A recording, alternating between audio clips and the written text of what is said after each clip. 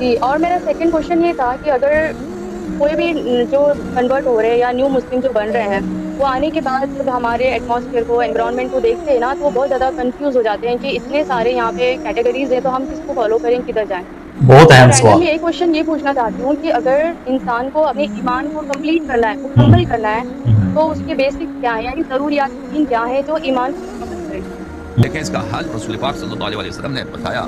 اپنے وفات سے پہلے انہوں نے جو حج کیا ہے، انہوں نے حج کے دوران، یعنی حج کے جو مناسک ہیں اس کے دوران انہوں نے اپنے خطبے میں عرفہ میں، جب وہ اونٹنی پہ سوار تھے، کیونکہ لوگ اتنے زیادہ ہیں کہ وہاں پہ اونٹنی پہ سوار ہو کر انہوں نے خطبہ دیا ہے. سبحان وہاں پہ اللہ، سب ماشاء اللہ، مسلمانوں واہ کو واہ. انہوں نے خطاب کیا ہے، اور وہ بہت بڑا مجمع تھا، شاید اس سے بڑا مجمع مسلمانوں کا رسول پاک صلی اللہ علیہ وسلم کی حیات طیبہ میں کہیں نہیں تھا.